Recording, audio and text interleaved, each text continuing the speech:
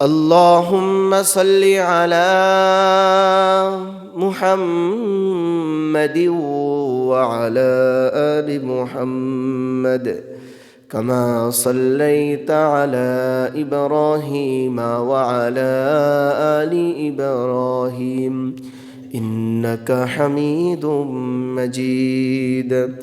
اللهم بارك على محمد وعلى آل محمد كما باركت على إبراهيم وعلى آل إبراهيم إنك حميد مجيد. لا إله إلا الله لا إله إلا الله لا إله إلا الله لا إله إلا الله لا إله إلا الله لا إله إلا الله لا إله إلا الله মুহাম্মাদুর রাসূলুল্লাহ সাল্লাল্লাহু আলাইহি ওয়াসাল্লাম।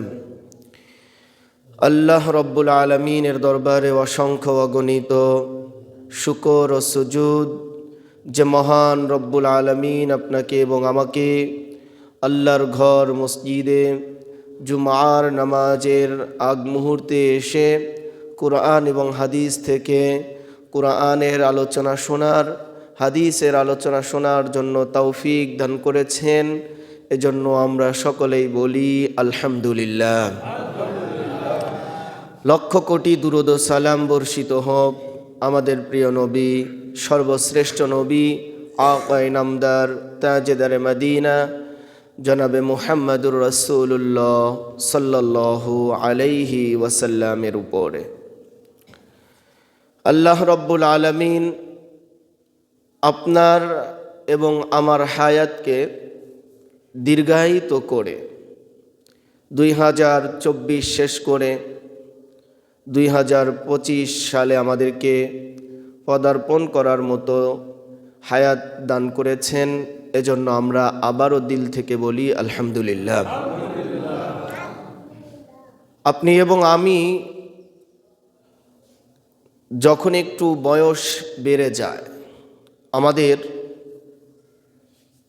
যখন 1 বছর আমাদের জীবন থেকে চলে যায়, তখন আমরা মনে হয় আমার বয়স বেড়ে যাচ্ছে। হায়াত থেকে 1 মিনিট সময় চলে যাওয়া মানে হলো আপনার হায়াত থেকে 1 মিনিট সময় কমে যাওয়া। কোনো ব্যক্তি যদি 65-70 বছর হায়াত পায়, 60 বছর হায়াত পায়, তার বয়স যদি 25 হয়ে যায়, তাহলে ওই ব্যক্তিটার জীবনের 25 বছর মাইনাস হয়ে গেল।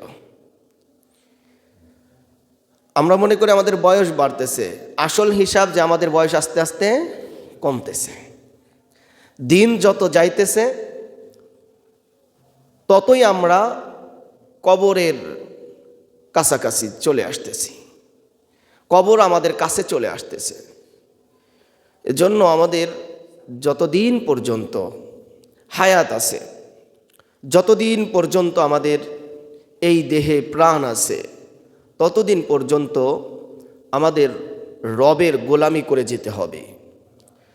আমাদের রবের গোলামি আমরা যদি করে যেতে পারি, তাহলে আমাদের এই ক্ষুদ্র হায়াত আপনার আর আমার জন্য কিয়ামতের দিন অনেক বড় একটি ভালো, অনেক বড় প্রতিদানের মাধ্যম আল্লাহ তাআলার পক্ষ থেকে আমাদের জন্য হয়ে যাবে।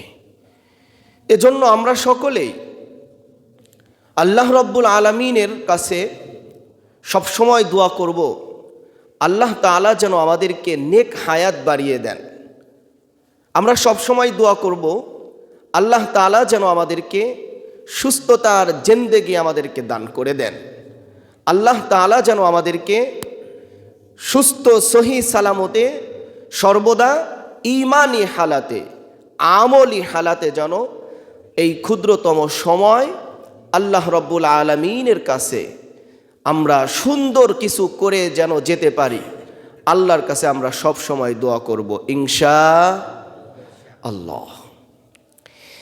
আল্লাহ রব্বুল আলামিন আপনাকে এবং আমাকে যে হায়াত দান করেছেন, এই হায়াতটি দান করে আল্লাহ তাআলা একটি জিনিস যাচাই করতে চায়, একটি জিনিস তিনি পরীক্ষা নিরীক্ষা করতে চায় যে আমার বান্দাকে যে আমি হায়াত দান করলাম, এই হায়াত পাওয়ার পরে আমার বান্দা তার এই হায়াত নামক নিয়ামতকে সে কি তার নিজের মত মতো চালায়, নাকি আমি যে তার রব এই রবের মত মতো চালায়। এইটা পরীক্ষা করার জন্য আল্লাহ তাআলা হায়াত দান করলেন। হায়াত দান করার পরে আল্লাহ তাআলা আবার আপনাকে এবং আমাকে মৌতও দান করেছেন। অর্থাৎ আপনার হায়াত যখন শেষ হয়ে যাবে, আপনার আর আমার একটা সময় মৌত এসে যাবে। এই মৌতের মাধ্যমে আপনার এবং আমার থেকে হিসাব গ্রহণ করা হবে। বান্দা, তোমাকে যে 60, 70, 80, 100 বছরের হায়াত দান করেছিলাম, এই হায়াতের মধ্যে তুমি কতক্ষণ আমার কাজে ব্যয় করেছো, কতক্ষণ নিজের কাজে ব্যয় করেছো, কতক্ষণ শয়তানের কাজে ব্যয় করেছো, প্রত্যেকটা বিষয়ের হিসাব আজকে তোমাকে দিতে হবে। সেই জিনিসটা হলো মৌতের মাধ্যমে। তাহলে হায়াতের জিন্দেগিতে যে ব্যক্তি ভালো থাকবে, মৌতের পরের জিন্দেগিতেও ওই ব্যক্তিটা ভালো থাকবে। হায়াতের জিন্দেগিতে যে ব্যক্তি আল্লাহর নাফরমানি করবে, যে ব্যক্তি আল্লাহ তাআলার সাথে অবাধ্যতায় লিপ্ত হয়ে যাবে, ইসলাম মানবে না, কোরআন মানবে না, হাদিস মানবে না, আল্লাহ মানবে না, রাসূলের তরিকা অনুযায়ী চলবে না, রোজ কিয়ামতের দিন তাকে এমনভাবে পাকড়াও করা হবে যে তাকে সাহায্যকারী কাউকে সে ব্যক্তি খুঁজে পাবে না। চিৎকার মেরে বলি নাউযুবিল্লাহ। সম্মানিত মুসল্লিয়ান ইকরাম, এজন্য আমাদেরকে যতদিন পর্যন্ত হায়াত আছে ততদিন পর্যন্ত আমাদেরকে একজনের গোলামি করতে হবে। চিৎকার মেরে বলেন তিনি কে? আল্লাহ। সেই রবের গোলামি যদি আপনি এবং আমি প্রতিটি সেক্টরে সেক্টরে করতে পারি, তাহলেই আপনি এবং আমি রোজ কিয়ামতের দিন সেই রবের পক্ষ থেকে, আল্লাহর পক্ষ থেকে আমরা অনেক অনেক অনেক সুসংবাদ, অনেক অনেক পুরস্কার আমরা সেদিন গ্রহণ করতে পারব। এজন্যই হযরত উলামায়ে কেরাম বলেন, জিন্দেগি হলো দুই ধরনের। একটা হলো রব চাহি জিন্দেগি, আর একটা হলো মন চাহি জিন্দেগি। রব চাহি জিন্দেগি মানে বান্দার প্রত্যেকটা কাজ আল্লাহর হুকুম মোতাবেক হবে, রাসূলের তরিকা মোতাবেক হবে। আর মন চাহি জিন্দেগি হলো বান্দার প্রত্যেকটা কাজ আল্লাহ এবং রাসূল কি বলল, ইসলাম কি বলল, কুরআন কি বলল, হাদিস কি বলল, এগুলোর ধার ধারবে না। তার মনের মধ্যে যা আসবে, মনের চাহিদা অনুযায়ী সে জীবনকে পরিচালনা করার নাম হলো মন চাহি জিন্দেগি। এই দুই জিন্দেগির মধ্যে যদি কোনো ব্যক্তি মন চাহি জিন্দেগি সে যদি চয়েস করে নেয়, তাহলে মনে রাখতে হবে মন চাহি জিন্দেগির শেষ ঠিকানা হলো জাহান্নাম। আর রব চাহি জিন্দেগি যদি কোনো ব্যক্তি এখতিয়ার করে নেয়, পছন্দ করে নেয়, চুজ করে নেয়, তাহলে মনে রাখতে হবে রব চাহি জিন্দেগির শেষ ঠিকানা হলো চিরস্থায়ী শান্তিময় জায়গা জান্নাত। চিৎকার মেরে বলেন সুবহানাল্লাহ। এজন্যই আল্লাহ তাআলা বলেন যে আল্লাযী খালাকাল মাউতা ওয়াল হায়াতা লিয়াবলুয়াকুম আইয়ুকুম আহসানু আমালা। হে বান্দা, আমি তোমাকে যে হায়াত দান করেছি, আমি যে তোমাকে মৌত দান করেছি, জীবন এবং মৃত্যু, এই দুইটা জিনিস আমি দান করেছি যাতে করে তোমাদের মধ্যে কে সবচাইতে বেশি ভালো আমল করে, কে সবচাইতে বেশি নেক আমল করে, কে সবচাইতে পুণ্যের কাজ বেশি করে, ওই ব্যক্তিকে পরীক্ষা করে আমি জান্নাতে দেওয়ার জন্য। সুবহানাল্লাহ। এজন্য আমাদের প্রত্যেকটা কাজ হবে একজনের জন্য, তিনি কে? আল্লাহ। আমাদের কোনো কাজ ইহুদি, খ্রিস্টান, হিন্দু, নাসারা ইত্যাদি এদের তরিকা অনুযায়ী হবে না।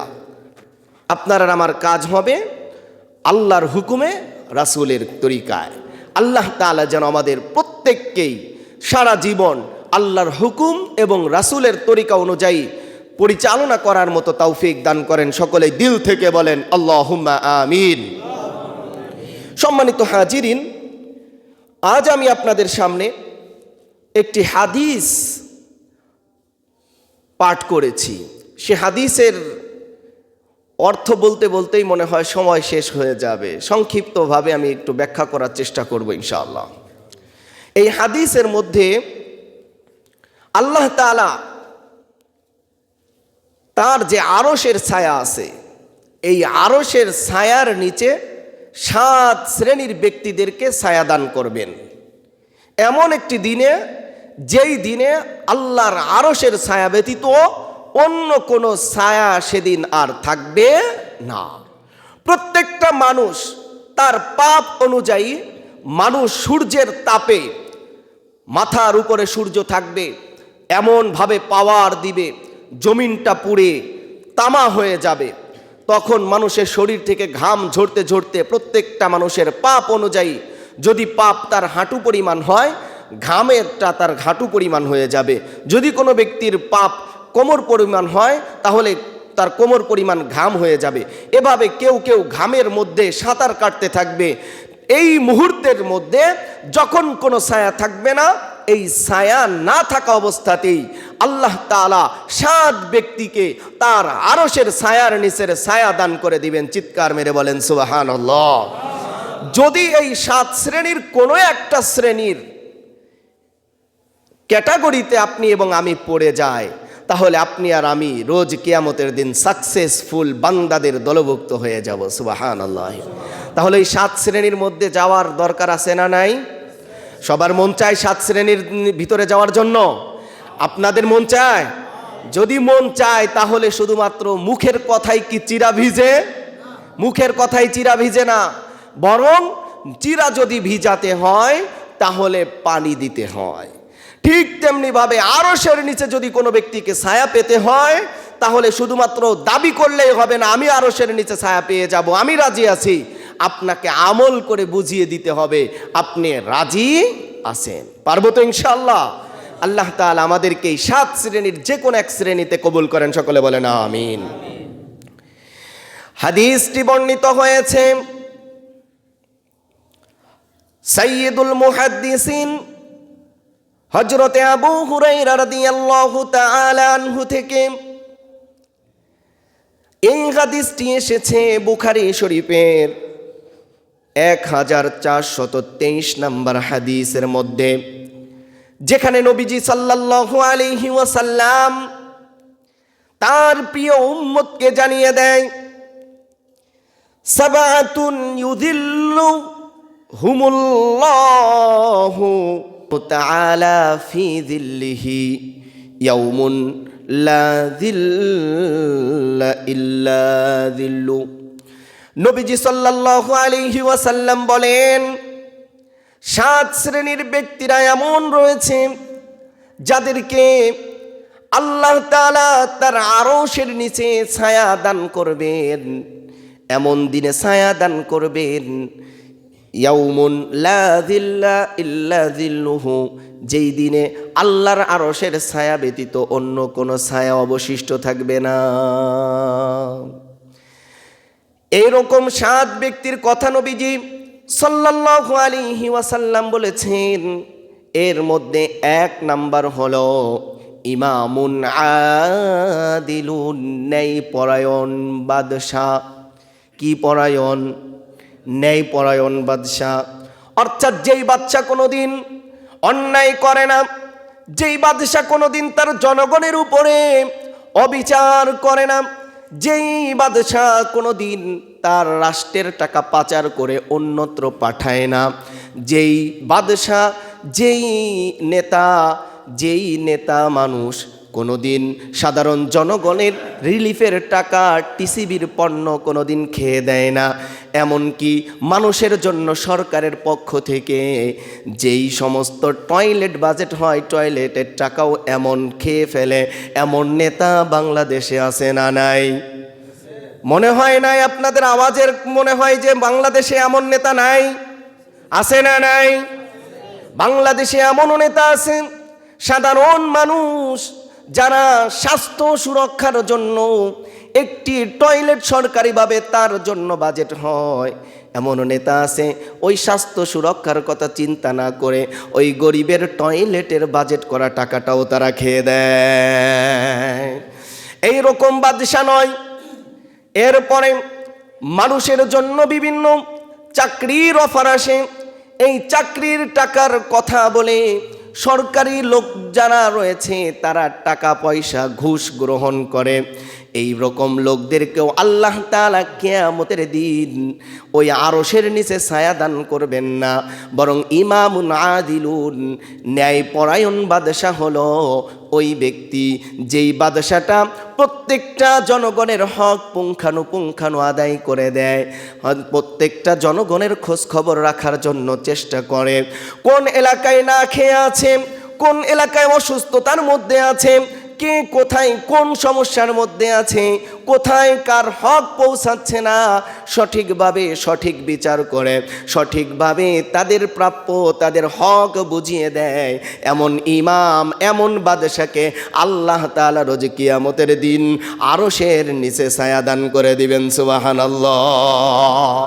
আমরা তো বাংলাদেশে এমনও অনেক বাদশাকে দেখেছি, ন্যায়পরায়ণ তো এমন ন্যায়পরায়ণ যারা দুনিয়ার কোনো কিছু বুঝুক আর না বুঝুক, ইসলামকে শেষ করে দিতে হবে, ইসলামের পক্ষে যারা কথা বলে, কোরআনের কথা যারা বলে, হাদিসের কথা যারা বলে, ইসলামী রাষ্ট্র কায়েম করার কথা যারা বলে, ওই সমস্ত মানুষকে দুনিয়া থেকে বিদায় করে দেওয়া শাসক আমরা দেখেছি কি দেখি নাই?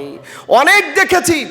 সুতরাং সামনে থেকে আমাদেরকে গ্রহণ করতে হবে পদক্ষেপ, আর নয় তন্ত্রমন্ত্র নয়, ইসলাম দিয়ে কোরআন দিয়ে এদেশ চলবে ইনশাআল্লাহ। আমরা চেষ্টা করব ইনশাআল্লাহ নিজ নিজ পজিশন থেকে আমরা এদেশকে কোরআনের দেশ হিসাবে চাই তো সকলে ইনশাআল্লাহ। আল্লাহ তাআলা কবুল করেন, সকলে বলেন আমিন। এক নাম্বার হলো ইমামুন আদিলুন, ন্যায়পরায়ণ বাদশাহ, যেই বাদশাহ হযরতে ওমর ফারুক রাদিয়াল্লাহু তাআলা আনহু ছিলেন, খেলাফতে রাশেদা ছিলেন, বিভিন্ন সময়ে সাহাবায়ে কেরামরা ছিলেন, এনারাই হলেন ইমামুন আদিলুন।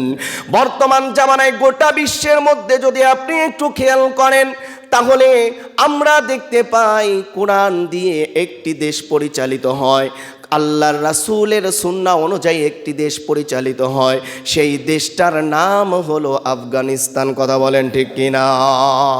যুদ্ধ বিধ্বস্ত একটি দেশ, যেই দেশের মধ্যে মানুষ আহাজারি করত, মানুষ মারা যেত, এত মানুষ মারা গেছে ইসলাম কায়েম করার জন্য।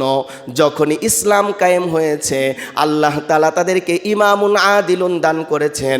আস্তে আস্তে আস্তে আস্তে সমস্ত কাফেরের চোখে চোখ রাখিয়ে, প্রত্যেকটা কাফেরের চোখে আঙ্গুল দিয়ে দেখিয়ে দিচ্ছে সারা বিশ্বের মধ্যে ইসলাম কেমনে কায়েম করতে হয়, কিভাবে ইনসাফ কায়েম করতে হয়, কিভাবে ন্যায় প্রতিষ্ঠা করতে হয়। প্রত্যেকটা জিনিস কোরআন থেকে তারা দেওয়ার কারণে আজকে গোটা বিশ্বের মধ্যে আফগান বর্তমানে মুসলমানদের রোল মডেল হয়ে যাচ্ছে।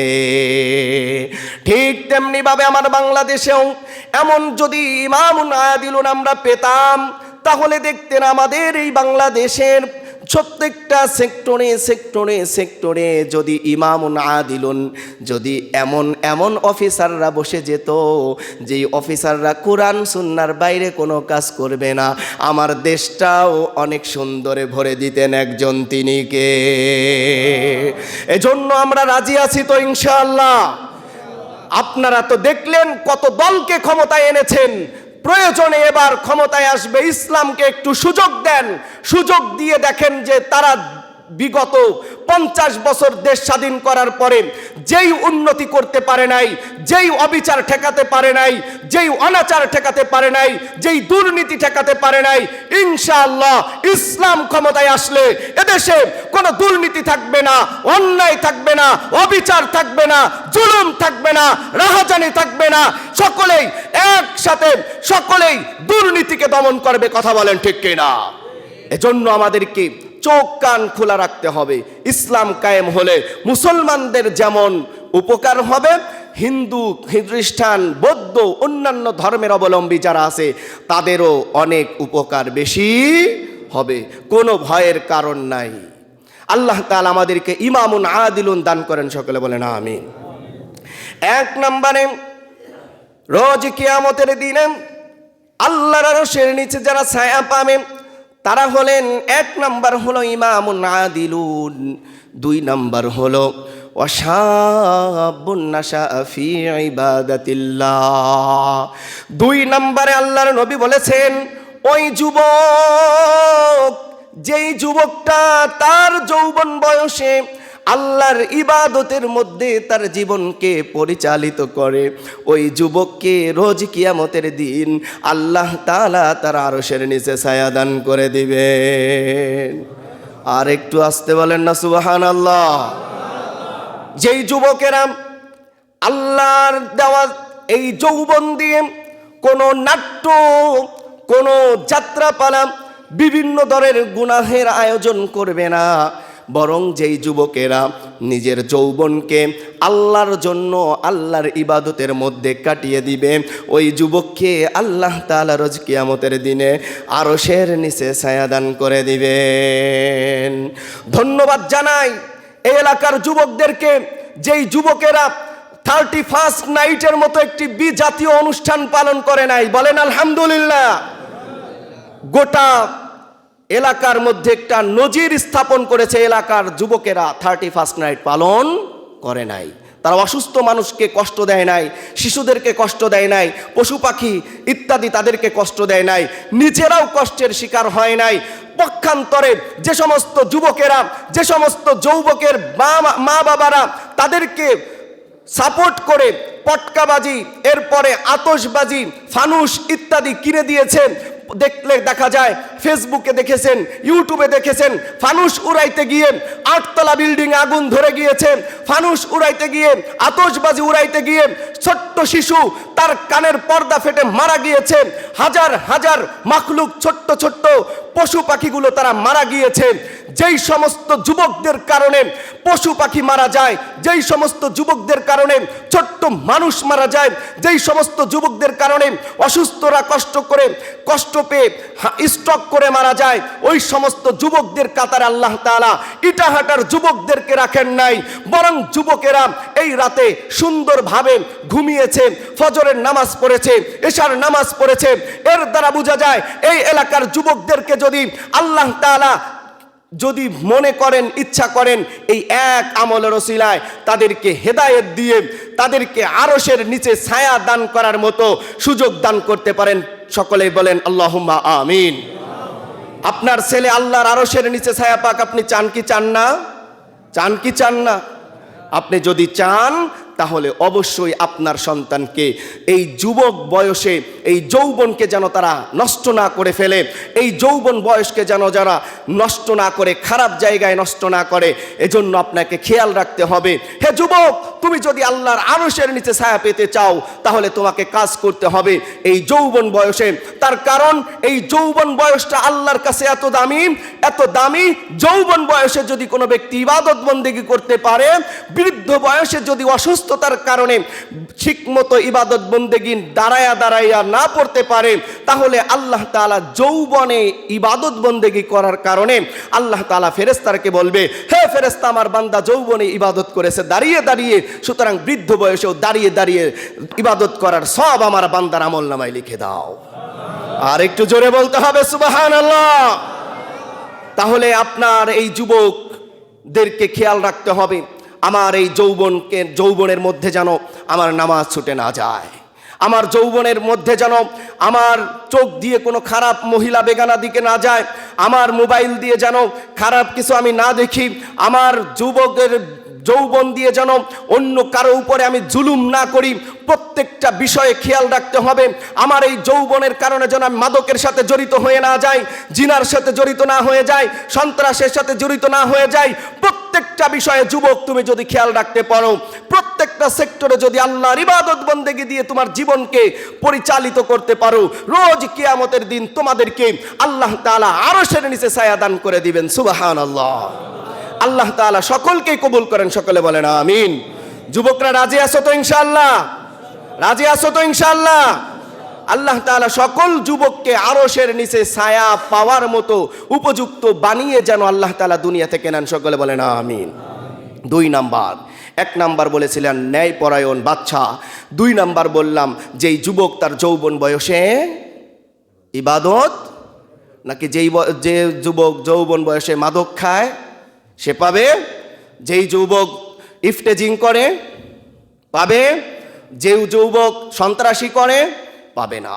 এজন্য যৌবন বয়সে তোমাকে আল্লাহর ইবাদতের মধ্যে কাটিয়ে দিতে হবে।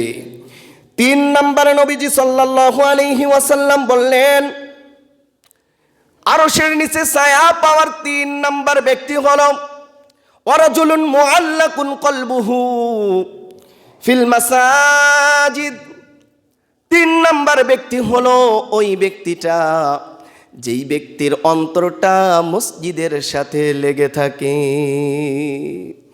যেই লোকটার অন্তর মসজিদের সাথে লেগে থাকে, অর্থাৎ যেই ব্যক্তিগুলা 5 ওয়াক্ত নামাজ মসজিদে এসে জামাতের সাথে আদায় করে, ওই ব্যক্তিকে রোজ কিয়ামতের দিন আরশের নিচে ছায়া দান করবেন একজন, তিনি কে?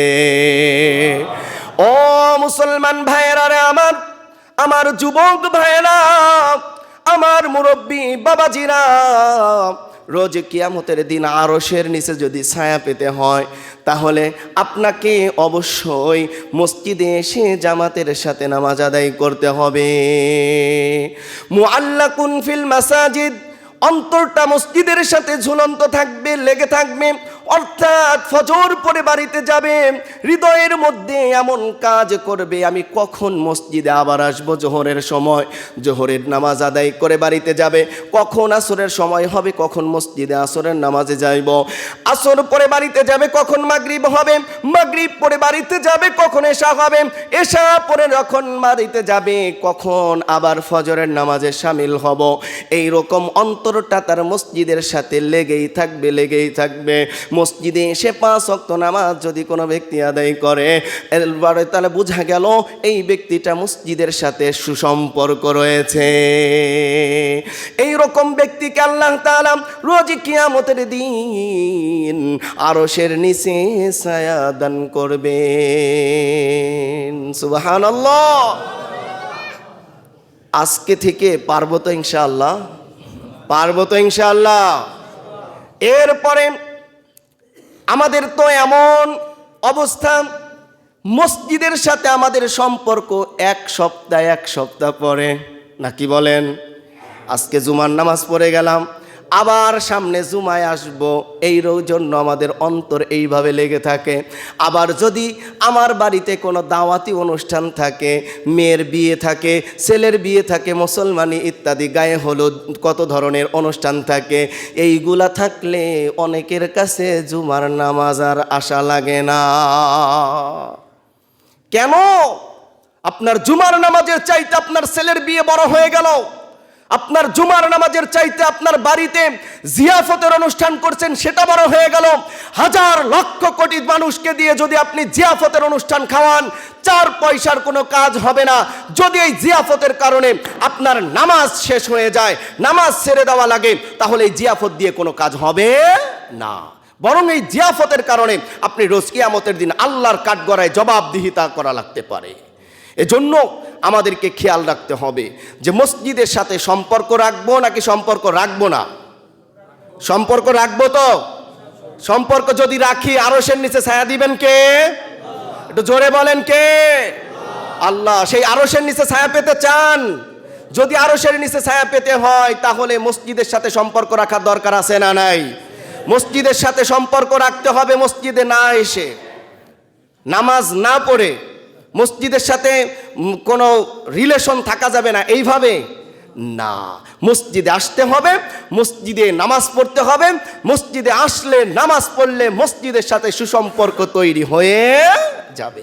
আল্লাহ তাআলা তৌফিক দান করেন, সকলে বলেন আমিন। এরপরে আল্লাহর নবী বলেছেন, ওয়ারাজুলান তাহাব্বা ফিল্লাহ ইজতামাআ আলাইহি ওয়া তাফাররাকা আলাইহি। আল্লাহর নবী বলেন 4 নম্বরে ওই 2 ব্যক্তি আল্লাহর আরশের নিচে ছায়া পেয়ে যাবে, যেই 2 ব্যক্তি একে অপরকে ভালোবাসে আল্লাহর জন্য। কার জন্য? জোরে বলেন, কার জন্য?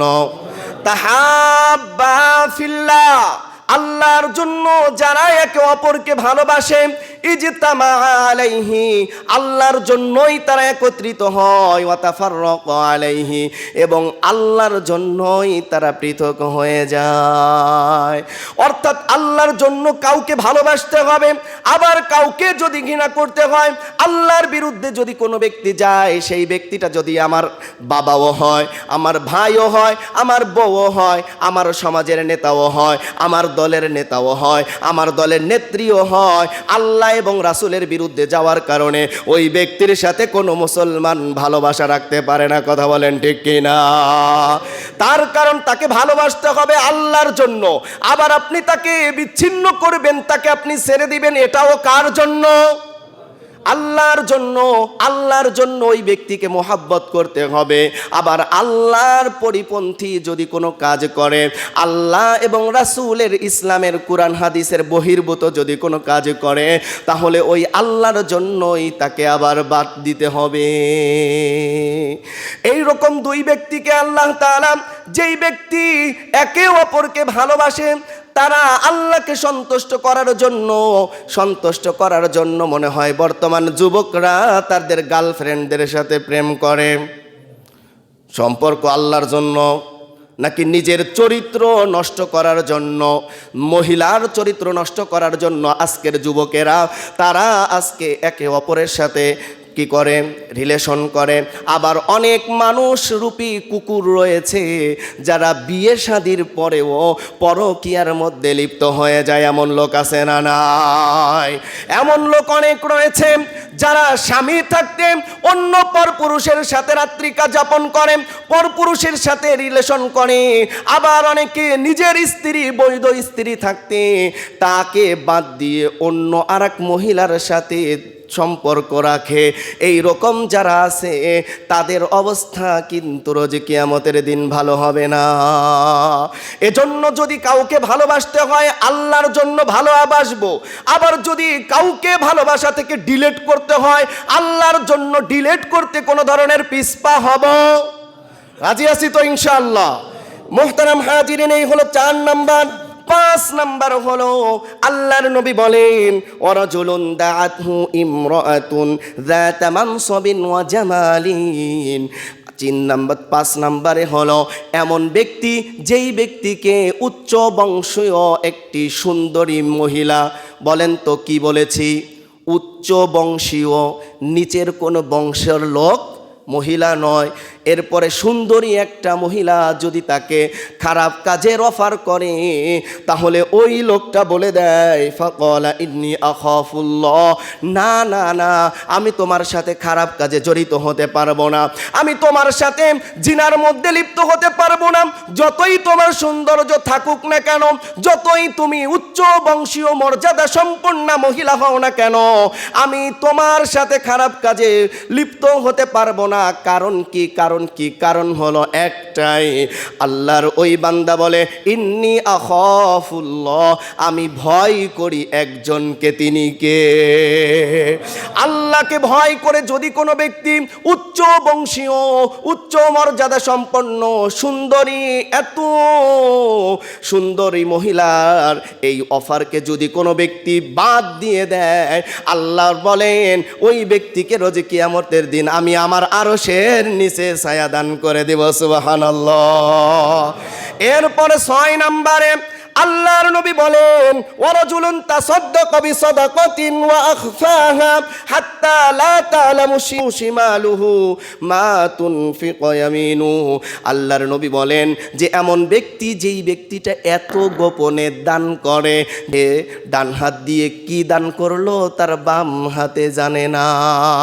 এই রকম গোপনে যদি কোনো ব্যক্তি দান করে, আল্লাহ তাআলা রোজ কিয়ামতের দিন ওই ব্যক্তিকে আরশের নিচে ছায়া দান করে দিবেন।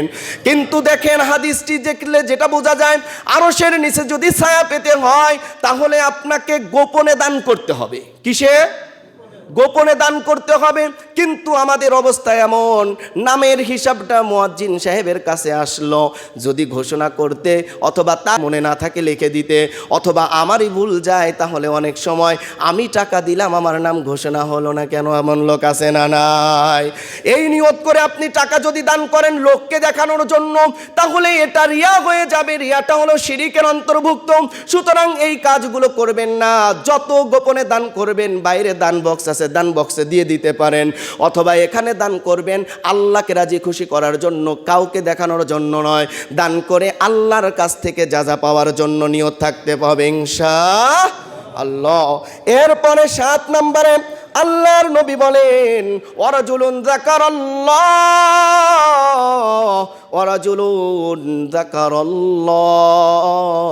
এমন ব্যক্তি যেই ব্যক্তি আল্লাহর জিকির করে, খালিয়ান নীরব নির্জনে বসে বসে আল্লাহর জিকির করে। রাত বেজে গেছে 3টা, ওই ব্যক্তির আর ঘুম আসে না, ঘুম আসে না, ঘুম আসে না। রাতের 3টায় কে যেন তাকে ডাক দিচ্ছে, বান্দা ওঠ ওঠ ওঠ, কত ঘুমাইবি, কবরের জীবনে তো তোর ঘুম পড়ে রয়েছে।